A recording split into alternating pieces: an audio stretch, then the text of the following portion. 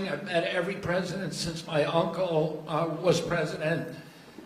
And I've never seen a president, Democrat or Republican, that is willing to stand up to industry when it's the right thing to do. And they're willing to talk about really difficult issues and to hold his stand on those issues. I've never seen anything like it, and I'm very, very grateful to you. I've sat with industry again and again in a room with him and heard him say, we can't do that. We're going to do something different, deliver news that they didn't want to hear. So I'm grateful to this. This is a milestone. There's never in American history has the federal government taken a position on public health like this. And because of President Trump's leadership, it's not just one cabinet secretary, it's the entire government that is behind this report. And I can say again, I talked a little bit about when I met Rachel Carson as a boy. My uncle tried to do this, but he was killed and it never got done. And ever since then, we've been waiting for a president who would stand up and speak on behalf of the health of the American people and say, there is no difference between good economic policy, good environmental policy, and good public health policy, and good industrial policy. We can have all of them, but we need a united cabinet, and we need to go forward as a single people. I want to thank you for that, President Trump.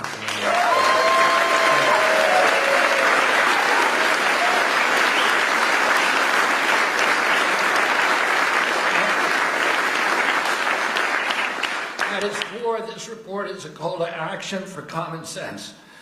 We've relied too much on conflicted research, ignored common sense, or what some would call mother's intuition. It's common sense that ultra-processed, nutrient-poor food contributes to chronic disease. It's common sense that excessive screen time and isolation lead to anxiety and depression, especially in children. It's common sense that exercise and healthy food should come before prescriptions and surgery. It's common sense that not all calories are equal in nutritional value. It's common sense that over-medicating kids is dangerous. It's common sense that we can celebrate the innovations of modern life while also demanding fearless inquiry into ameliorating the negative effects of medication, agriculture, and environmental practices. It's common sense that research funded by corporations deserves more scrutiny than independent studies. I'm so proud of this cabinet, and particularly Secretary Rollins and Administrator Zeldin, who, again, I'll say it a third time, worked late nights, early into the morning to make this happen, and to all the leadership from the White House staff, beginning with Stephen Miller and Heidi Overton, Dr. Heidi Overton, with Vince Haley.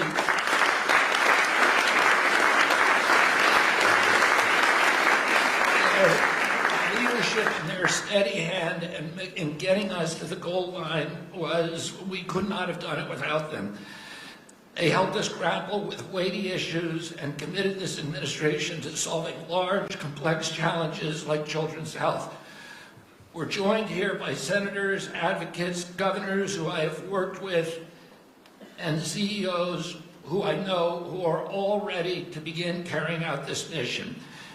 This is the beginning of a conversation, a national conversation that we are going to have with maturity, with nuance for the first time in history, thanks to your leadership, President Trump. There is a reason that the Maha Moms sided with you, President Trump. It's because this administration has the bravery to tell the truth and solve problems through innovation and not nanny-state regulation. President Trump, I'm honored to present you the Maha report and work with this incredible cabinet that you have brought together to make our children healthy again.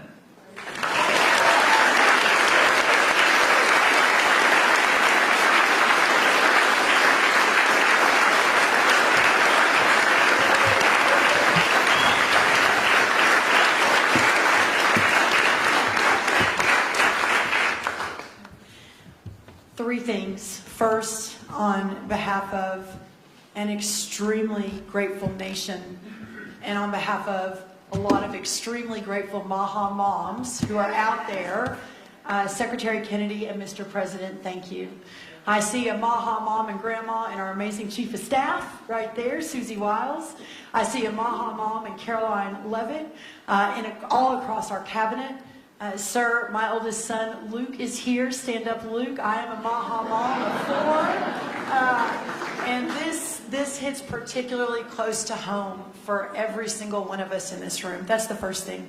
The second thing is that you mentioned, sir, in your remarks that we are on track to sign multiples of SNAP waivers to get junk food and sugary drinks out of our food stamp system. And I am so proud.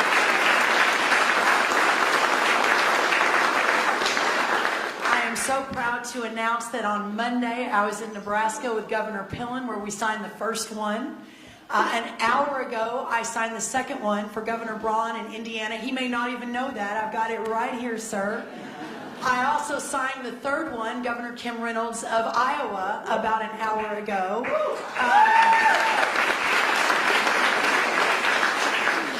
With a half a dozen more coming down the line.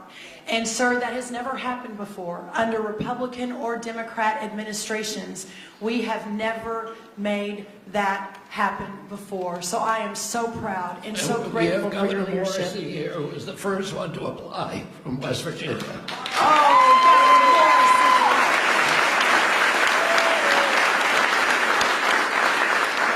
Governor Morrissey. You're at the top of the pile, sir. I apologize. Governor Sanders has been a leader. Governor Polis from Colorado. It has been remarkable how these governors have stood up. That's the second thing. The third and final thing, sir, is we all know that at the center of making America healthy again is making American agriculture great again. Without American agriculture at the center of this discussion, we have... At the beginning, because of the complexity, you'd walk out of a room, you'd hear them talking, and, you know, they almost convince you that it's a great system, it's a wonderful system, even though we were paying 10 times more. That's why they make $30 million a year, because they were good, but not any longer. And one of them just threw up his hands after I was just pounding on him, and he said, I can't do it anymore. It's the hardest thing I have to do is trying to justify this damn thing. I can't do it anymore. One of the biggest companies, I just can't do it anymore. You're right. And as soon as he said that, that was like incredible, because I understood exactly he couldn't do it. He said it's the hardest thing he had to do is trying to justify why we're paying $200 for something and somebody else is paying $12. That is a neighboring country. Take Canada. I mean, people go up to Canada to shop because the prices are so much less, and it's not going to happen anymore. So we're going to take the lowest country anywhere in the world, and that's what we're going to be paying, and we'll be saving from 50 to 89%. And these are big, these are tremendous numbers. There's not going to be anything where we're paying 10 times more than somebody else. And one thing that is very important, and it's got to be implemented, it's done. I've done the order, it's done. But we have to get somebody that's got a lot of strength and a lot of power, because you have to implement it, because these countries are going to go down fighting. They don't want this to happen because they're going to go up. Now, there are many more people involved in the world than there are here. So they'll go up a little bit, maybe 15, 20%, and we're going to go down 60, 70, or 80%. But they will fight the drug companies. The drug companies are very worried that they're going to fight, and that's okay. If they fight, we'll just say, that's okay. President Trump.